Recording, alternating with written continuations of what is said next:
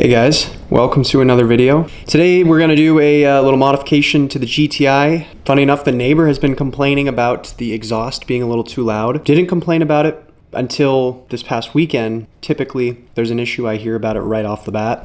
Today, we are going to be installing wheel spacers and leaving the exhaust as is because these are our extended lug bolts. And here are our spacers. I've never done this before.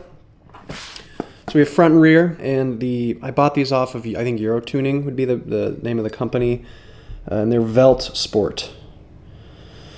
So the front, I believe, is going to be the 10.5, and the rear, I believe, is I think it's like a 15 mil. So excited to throw these on the car because the fitment it's okay. It's going to be better than the RS3, especially in the front, because I didn't go reverse staggered on the RS3, so the fronts need some work. I'll probably throw spacers on the RS3 if I like how these come out, but these are super quality. I believe they're hub-centric, as those are kind of, the technology for spacers has improved over the years. Not to say I've ever had spacers in the past, but I'm definitely excited to throw these on, and looks like these are made in China, so cool. Well, I think we'll get to it. Enough rambling, enough of being in the kitchen. Let's go out to the car and let's throw these on.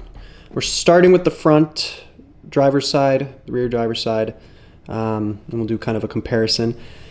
And then we'll get them all on. This should be hopefully very easy. All right, in typical Pete fashion, I totally forgot to film. Well, it's not that interesting taking off these lugs, but wheel is off. Huh. Yo guys, that's crazy. The screw to my rotor. I don't think I've ever taken off these rotors before. Huh, it was loose. Just like that. There's really no play at all. We just have to pray when we put on the wheel that it stays and doesn't fall. Please thread. Please thread. It's a good sound.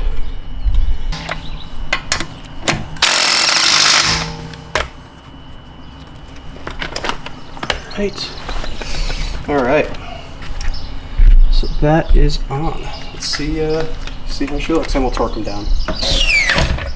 Nice. That is the desired result, I'll tell you that.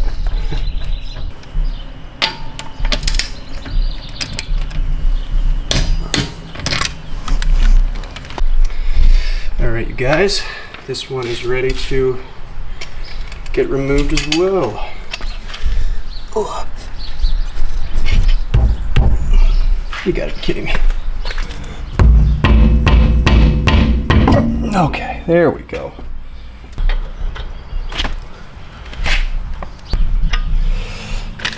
All right, now we can lower it to tighten these really down.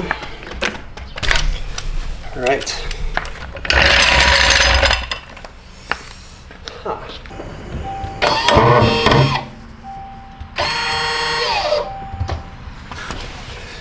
There we go. It's a little better. Well, you guys, that is a pretty interesting fitment. I'd say it's like, it's Pokey Joe for sure. Which is different from, I guess, the front where it's not poking, so I have to figure that one out. But again, it's 15 mil in the rear, 10 in the front.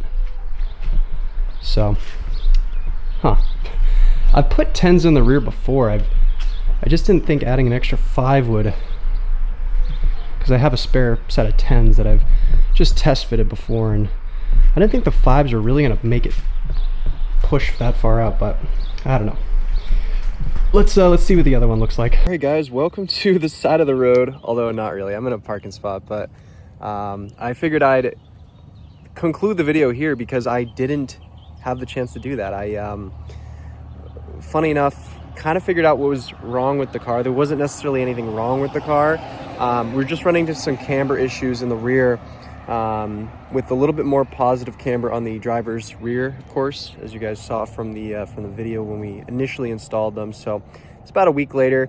Been driving with the car. It drives completely normal. I, again, did another suspension bolt test. Everything's tight. Everything looks perfectly fine. I'll show you guys the finished result.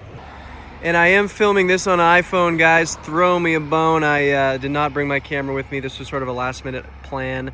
But I wanted to get a video out there, so timing was of the essence. I didn't want to lag anymore. But guys, that's what it looks like. We're kind of finally dialed in. We did add a little bit more negative camber, and then we added some negative camber, or sorry, positive camber on this side, just to kind of equal it out. So theoretically, they're both kind of sticking out the same, and they both are realistically the same amount of low too. So that's something I'm pretty happy about. Tell me what you guys think. Is this the right amount of, is this the right fitment? This is about as good as it's gonna get, at least on the stock wheels. If I were to upgrade, we would throw off the, the spacers and not worry about those, but I would say that that's pretty good in my book. The only thing maybe I would dog on the car now at this point would be how low it is. It could, benefit from a little bit more low, but, it's the daily. This car is really catching up to the RS3 in mods. It's, I guess, lacking wheels, intercooler. I think probably the next thing I'm gonna do maybe is a transmission tune, or at least unlock the TCU, because I have the credits ready to go. It's been a crazy, crazy day, but we're back making videos for you guys, and I'm loving this thing. I am really loving the GTI.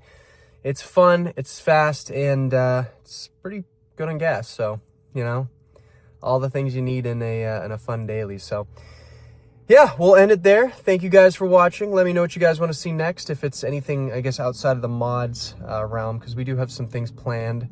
I want to do a steering wheel. I've been looking on like Alibaba for steering wheels, because you really don't need a fancy one. They're, at the end of the day, some use real carbon. Maybe they all do, I don't know, but if it looks good enough, it'll probably make the cut for my standards. But anyway, we'll end it there. Thank you guys so much for watching, and we'll catch you guys in the next video. Peace and love.